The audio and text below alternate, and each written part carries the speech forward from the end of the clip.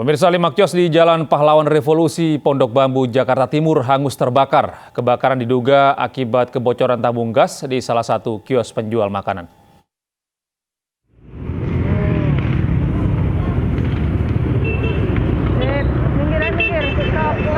Kobaran api dengan cepat melahap habis 5 unit kios di Jalan Pahlawan Revolusi Durensawit, Jakarta Timur. Kios terbuat dari material semi permanen sehingga api cepat merambat. Api berhasil dipadamkan setelah 12 unit mobil damkar diterjunkan ke lokasi. Menurut saksi mata, kebakaran berawal dari salah satu kios penjual makanan. Diduga api berasal dari kompor yang tengah digunakan untuk memasak. Penyebabnya dari penjual ayam geprek, mungkin mereka dari kompor, ada penyalaan hingga menyambar ke kios sebelahnya. Tidak ada korban jiwa dalam peristiwa ini, namun kerugian diperkirakan mencapai ratusan juta rupiah. Dari Jakarta, Rio Manik, iNews melaporkan.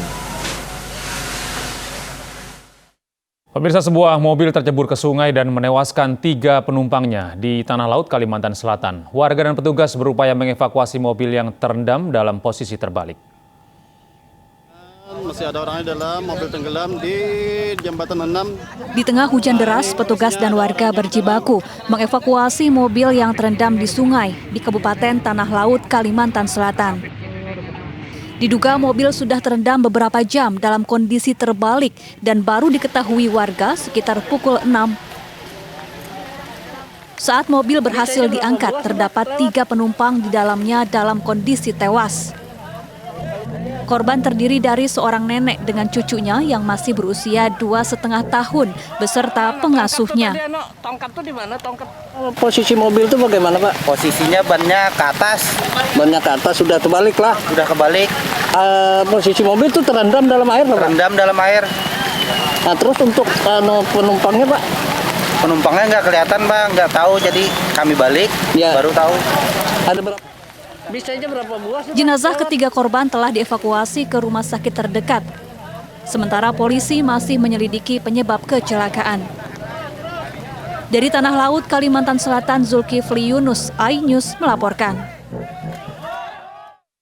Pemirsa, pengemudi mobil sedan yang melawan arah di Tol Jor Cakung, Jakarta Timur diduga mengalami demensia. Ia akan kembali diperiksa dengan didampingi ahli kejiwaan.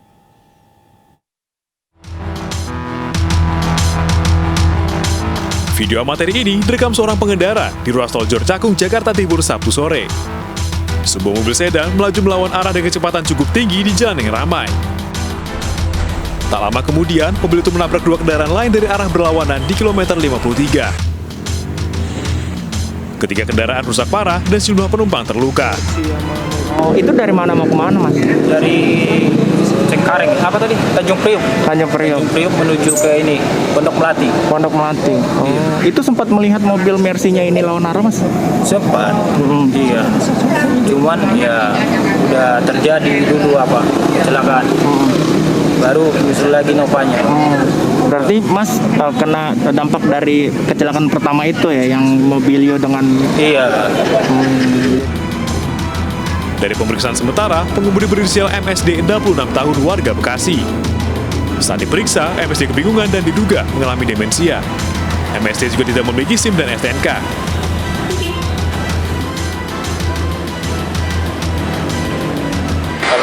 Kalau senet dia kan sudah usia 65 tahun loh, Mas. Seharusnya kan tidak seperti itu. Di undang-undang kan tidak boleh. Itulah namanya, mungkin dugaan kita usia lanjut berarti udah mengarah demensia atau udah ikutlah bahasanya itu. Seharusnya tidak diperbolehkan. Ya urut satu-satu lah, Mas. Memang ya kan laporannya tadi. Besok hasilnya mau kita laporkan ke kantor, Pak. Hari ini ya monggo silakan saja. Dan kita akan harus kita dampingi juga. Ia akan kembali diperiksa Senin besok dengan didampingi ahli kejiwaan. Dari Jakarta, Rio Manik, iNews melaporkan. Satuan Reserse Kriminal Polres Indramayu, Jawa Barat, Minggu siang menangkap 11 anggota geng motor yang mengeroyok 2 pengendara motor. Aksi geng motor ini terekam CCTV dan viral di media sosial.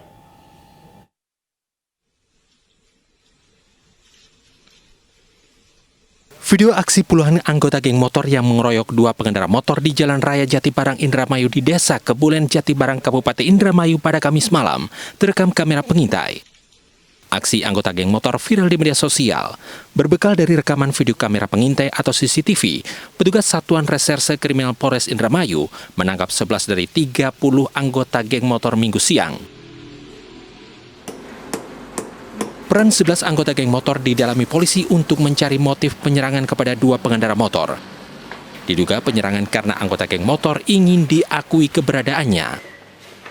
Pun dalam aksi tersebut telah muncul dua korban, yang mana satu korban mengalami luka dan satu korban mengalami kerugian material, yaitu motor yang dirusak oleh aksi dari berandal geng motor ini.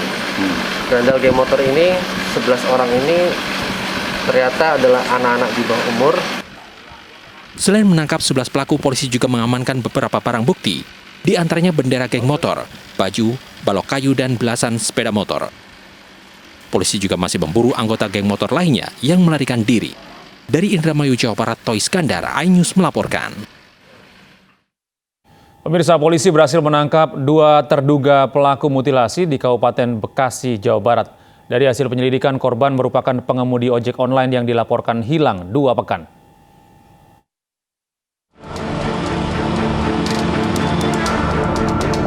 Kurang dari 24 jam, polisi berhasil mengungkap identitas korban mutilasi di Kabupaten Bekasi, Jawa Barat.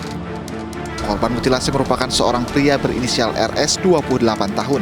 Korban berprofesi sebagai pengemudi ojek online, warga Tambun Selatan yang telah dilaporkan 2 pekan hilang oleh pihak keluarga. Bagian tubuh manusia berupa kaki dan tangan ditemukan di Jalan Pantura Raya Kedung Waringin, Kabupaten Bekasi, Jawa Barat. Bagian tubuh itu kemudian dibawa ke Rumah Sakit Polri Kramat Jati untuk diotopsi. Sepertinya sih bagian tangan ya, terus di dalam plastik itu seperti tulang kempul lah ya gitu. Itu ada berapa bagian Pak yang ada Pak? Yang saya melihat lagi tadi sekitar ada 2 bagian antara tangan dan kaki. Polisi juga berhasil menangkap 2 terduga pelaku mutilasi. Terduga pelaku ditangkap tim gabungan Polres Metro Bekasi dan Polda Metro Jaya. Dari Jakarta dan Kabupaten Bekasi, Rani Sanjaya, Dit Junaidi, iNews melaporkan.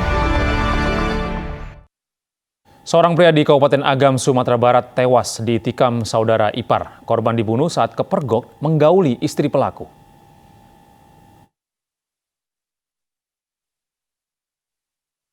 Samsir alias Asai, 50 tahun, warga Malalak, ditemukan tewas di samping rumah warga di Kampung Bajanjang, Kecamatan Malalak, Kabupaten Agam, Sumatera Barat. Korban yang terluka di bagian dada, tangan, dan kaki ini ditemukan tak jauh dari rumah saudara iparnya, Jumat tengah malam. Saat ditelusuri, ceceran darah korban berasal dari rumah saudara iparnya, pasangan suami istri DS alias ML, 52 tahun, dan ER, 48 tahun. Di lokasi kejadian, polisi menemukan selimut dan tikar berceceran darah serta sebilah pisau dapur. Menurut istri pelaku, pisau tersebut digunakan oleh suaminya DS untuk melukai korban Samsir. Polisi langsung mengejar DS yang melarikan diri dan berhasil menangkap pelaku. Pelaku DS mengaku emosi karena korban masih menggauli istrinya, meski sudah diperingatkan berkali-kali, hingga pelaku nekat mengambil pisau di dapur lalu menyerang korban. Tiga kali diperingat secara kekeluargaan, secara nenek mama, secara bersumpah di Al-Quran. Alah, baca buahnya tu, nak kecilin tak diulang lah. Selain pelaku, polisi juga meminta keterangan istri pelaku ER yang juga terluka di bagian tangan saat mencoba merebut pisau dari tangan suaminya yang kalap. Waktu ngambil pisaunya tuh malah diambilin jam. Enggak, di luar, di ruang tamu aja udah. Udah dibuki. Oh, ini sampai rumahnya, dari rumahnya manusia lain. Mana tahu macamnya pulang. Polisi telah menetapkan pelaku DS sebagai tersangka. Atas perbuatannya, pelaku terancam hukuman selama 15 tahun penjara. Sementara istri pelaku masih diperiksa sebagai saksi. Dari Kabupaten Agam dan Bukit Tinggi, Sumatera Barat, Wahyu Sikumbang, iNews melaporkan. Pemirsa, 5 orang meninggal dunia setelah ditikam seorang pemuda di Ogan Komering Ulu, Sumatera Selatan. Pelaku diduga merupakan orang dengan gangguan jiwa yang sudah 1 tahun tidak keluar rumah. Bungin itu, mesin bungin itu punya Iwan. Pemuda berusia 25 tahun ini ditangkap usai menikam 5 tetangganya di Desa Sungai Bunglai, Kecamatan Peninjauan, Ogan Komering Ulu, Sumatera Selatan. Dari hasil pemeriksaan, pelaku diketahui sudah 1 tahun tidak keluar rumah dan diduga mengalami gangguan jiwa. Saat ini pelaku telah dibawa ke Rumah Sakit Jiwa Ernaldi Bahar, Palembang untuk memastikan hal tersebut. Saat ini kami terus mengumpulkan bukti-bukti dan informasi terkait dengan apa yang menjadi motif yang bersangkutan melakukan kegiatan tersebut atau perbuatan tersebut. Namun atas adanya indikasi gangguan jiwa ini perlu kami cek kembali. Kelima korban penusukan kini telah dimakamkan pihak keluarga.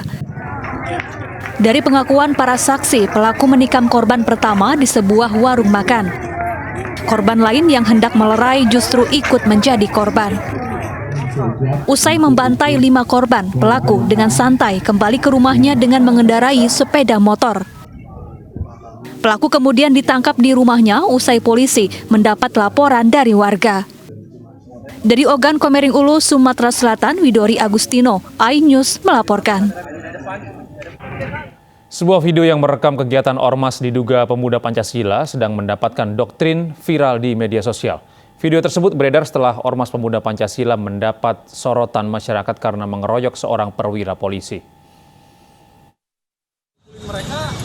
Jangan bacokin mereka selain.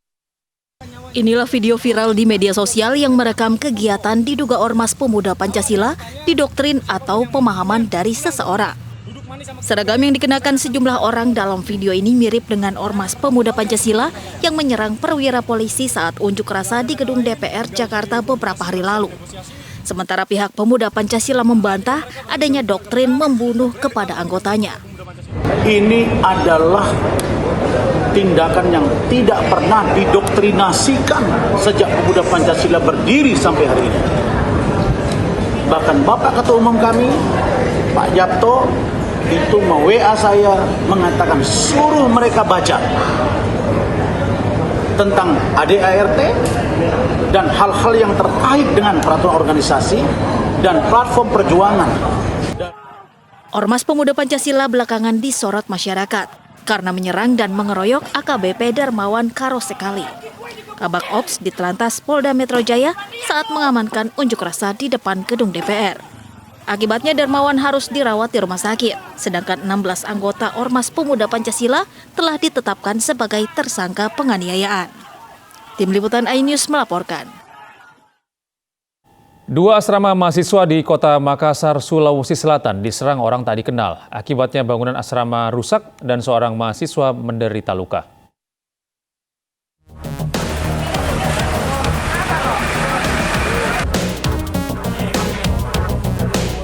Orang tidak dikenal menyerang 2 asrama mahasiswa yang berada di Makassar, Sulawesi Selatan Minggu dini hari. Penyerangan pertama terjadi di Jalan Sungai Limboto. Asrama yang dihuni mahasiswa asal Luwu ini dilempari bom molotov hingga menimbulkan kebakaran. Tak hanya itu, seorang mahasiswa luka-luka akibat terkena anak panah yang dilepaskan pelaku. Yang kulihat itu cuma 2 orang, Pak. 2 orang? Di luar ada berapa orang? Kurang tahu, Pak, karena saya di dalam kamar, Pak, posisinya mengintip di sini, Pak. Peristiwa penyerangan asrama mahasiswa lainnya terjadi di Jalan Salahutu 1, Kelurahan Maradekaya Utara, Kecamatan Makassar. Penyerangan yang diduga berjumlah puluhan orang melempari bom molotov ke arah asrama yang dihuni mahasiswa asal Kabupaten Bone. Akibatnya sejumlah bagian bangunan rusak.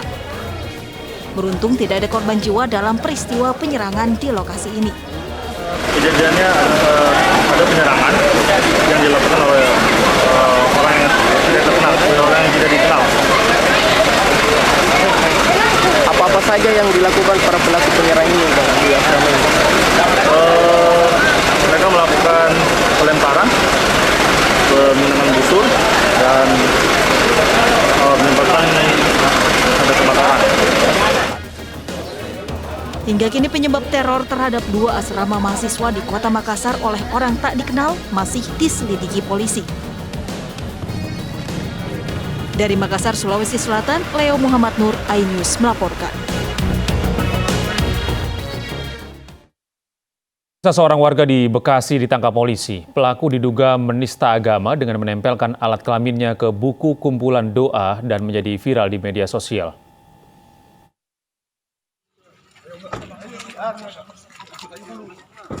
Tim Reskrim Polres Metro Bekasi Kota akhirnya menangkap seorang warga penista agama. Pemuda berusia 36 tahun ini dijemput paksa dari rumahnya di Jalan Gugus Depan Raya, Kecamatan Rawalumbu, Bekasi. Pelaku ditangkap lantaran dengan sengaja menyebarkan informasi yang dapat menimbulkan rasa kebencian atau permusuhan secara individu maupun kelompok berdasarkan SARA. Pelaku dengan sengaja merekam video saat menempelkan alat kelaminnya ke kumpulan buku doa. Mana pelaku saat ini sudah kami amankan di Polres Metro Bekasi Kota, sudah dilakukan pemeriksaan awal, kemudian juga saat ini sedang dilaksanakan observasi terhadap yang bersangkutan. Untuk barang bukti yang diamankan adalah satu buah buku doa yang menyerupai Al-Quran bersampul warna merah. Selain sudah memeriksa 4 saksi, polisi berencana akan memeriksa kejiwaan pelaku. Akibat perbuatannya, pelaku dijerat dengan pasal penistaan agama dengan ancaman 6 tahun penjara. Dari Bekasi, Jawa Barat, Rahmat Hidayat, iNews melaporkan. Jembatan ambruk diterjang banjir bandang, aktivitas warga lumpuh karena tak ada akses jalan lain. Kami akan hadirkan informasinya sesaat lagi.